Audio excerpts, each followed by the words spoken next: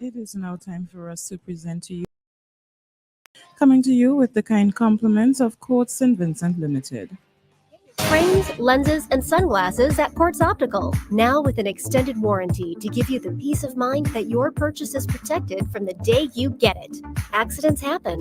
Get hassle-free, unlimited repairs for 24 months. If it cannot be repaired, it will be replaced at no additional cost. Keep your eyewear performing at a peak level with an extended warranty from Quartz Optical. Value you can see. Visit quartzoptical.com for details. The residents, welcome to WEFM's Midday News. I am your presenter, Dianna Cain. The residents of Rose Hall have confirmed their support towards several development initiatives in the North Leeward constituency. At a community meeting held in Rose Hall on September 17, 2024, the residents praised the restructured North Leeward Housing Rehabilitation Program and called for greater urgency to the housing needs of the community. We are happy to see the housing program resumed with a team of good people to provide for the needs of our residents, and I want to commend the government for this initiative, said Selwyn Patterson, a community activist. He added, "What is commendable is the fact that they are coming to the people to listen to the concerns and addressing them. So we are seeing some progress, especially with the housing program." During the community consultation, the residents agreed to support the construction of a new bus stop for the community and assisted in identifying its location.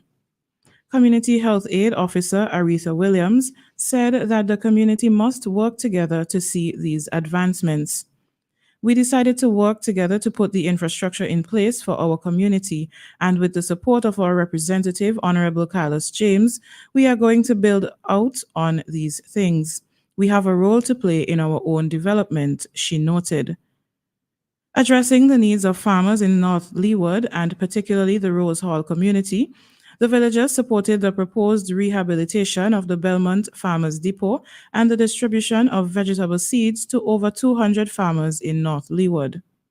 They also commended the ongoing works on the farm roads in Palmyra and Copeland Mountain roads and endorsed the planned repairs to the Rose Hall courts.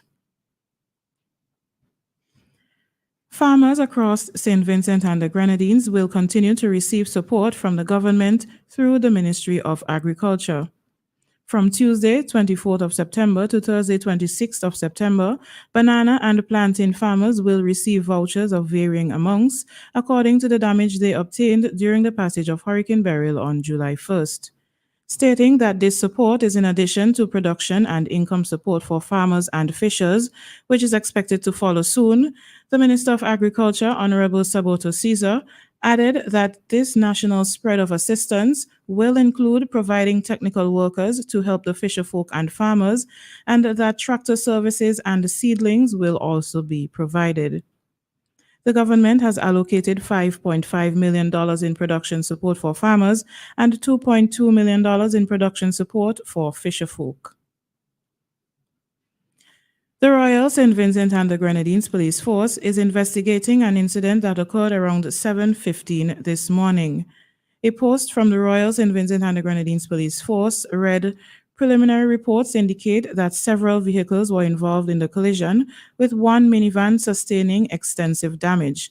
Several passengers were injured in the incident, with one individual currently in critical condition and receiving medical treatment at the Milton Cato Memorial Hospital. There have been no reported fatalities." The Royal St. Vincent and the Grenadines Police Force will conduct a thorough investigation into the circumstances surrounding this collision to determine the cause and any contributing factors. The police urge any witnesses or individuals with information regarding this accident to come forward to assist in the ongoing investigation. In news of the region, on Saturday, September 21st, Caribbean Airlines staff members traveled to Corla and Tobago, where they planted close to 500 seedlings as part of an ongoing reforestation program on the island. This is the second year in a row that the airline has partnered with the Eco Titans community, the Tobago Reforestation Watershed and Rehabilitation Program, TRWRP, and the Tobago Tourism Agency for this sustainability initiative. The seedlings, which were planted in the Corland watershed community, included almond, hog plum, fat pork, cedar, yellow pui, chinette, and tamarind. Dion Legore, Caribbean Airlines Executive Manager, Corporate Communications and co-chair of the airline's Sustainable Committee, stated, "As an airline, we are pleased that so many of our employees saw the significance of participating in this reforestation activity in Tobago. This initiative aligns with our sustainability agenda and reinforces our commitment to help the environment." Ms. Legore continued, "It's also heartening that this exercise brings families and communities together to share in the common purpose of caring for the environment and to have fun while doing so." Caribbean Airlines General Counsel and Corporate Secretary Nalini Lala, who is also chair of the airline's Sustainable Development Committee, shared similar sentiments indicating Caribbean Airlines continues to advance our sustainability agenda. Activities like Hike and Plant add value to our other activities as sustainability is a way of life, and we all, as individuals, companies, and communities, each have an important role to play. Darian Jones, president and founder of the Eco Titans community, said, "Hike and Plant 2024 was a success thanks to the support we received from Caribbean Airlines employees and other members of the community. We were able to plant hundreds of seedlings, and we are happy that Caribbean Airlines joined with us to help accomplish this goal. I admire the energy and vibes from Caribbean Airlines team as they participated in this exercise." The Caribbean Development Bank's Basic Needs Trust Fund, the CDB BNTF, recently collaborated with the Geo Enabling Initiative for Monitoring and Supervision, GEMS, World Bank, and Kobo Toolbox to provide training for its staff and other key partners. Representatives from CDB, as well as other partner entities such as the Caribbean Disaster Emergency Management Agency, CIDEMA, and the United Nations Economic Commission for Latin America and the Caribbean, also participated in the training, which was held on September 17th and 19th. According to an official release, this has strengthened their capacity to use data to ensure more effective project monitoring, evaluation, and disaster response. GEMS uses the open source software Kobo Toolbox to create customized digital monitoring and evaluation systems to enhance the transparency and accountability of implementation across the project cycle.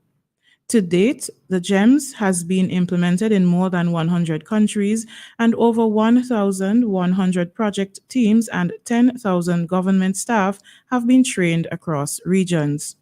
The CDB's BNTF is the primary program for direct poverty reduction in the Caribbean.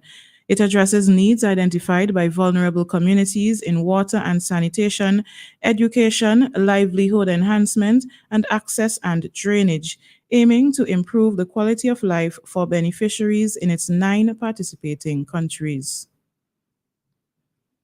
In international news, China said that they successfully launched an intercontinental ballistic missile ICBM into the Pacific Ocean on Wednesday as part of a public test. The Chinese Defense Ministry said in a statement that an ICBM carrying a dummy warhead was launched at 8:44 a.m. Beijing time and fell into a designated area in the high seas of the Pacific Ocean, but did not specify the missile's flight path or landing location. The ministry also said the launch by the People's Liberation Army Rocket Force was part of its routine annual training and was not directed at any country or target. The launch comes as China and Russia conduct joint naval exercises in nearby seas close to Japan and is the first time China has publicly announced an ICBM test in the Pacific Ocean in more than 4 decades. And in sports, the St. Vincent and the Grenadines female national netball team, Vincy Jewels, continue to dominate in the ECCB International Netball Series in St. Lucia. On Tuesday, 24th of September, the team won their game against Antigua and Barbuda with a score of 68. This follows their two previous wins in matches against the Commonwealth of Dominica with a score of 71 to 31 and Anguilla with a score of 87 to 8. This has been WEFM's Midday News. I have been your presenter, Dianna Cain. Join us again at 3 o'clock as we bring to you WEFM's 3 p.m. news. WEFM's Midday News was brought to you with the kind compliments of Courts St. Vincent Limited.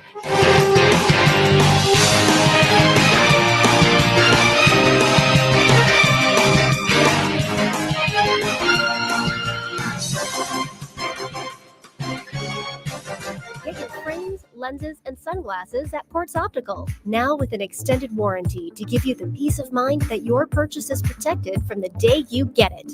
Accidents happen. Get hassle-free, unlimited repairs for 24 months. If it cannot be repaired, it will be replaced at no additional cost. Keep your eyewear performing at a peak level with an extended warranty from Quartz Optical. Value you can see. Visit quartzoptical.com for details.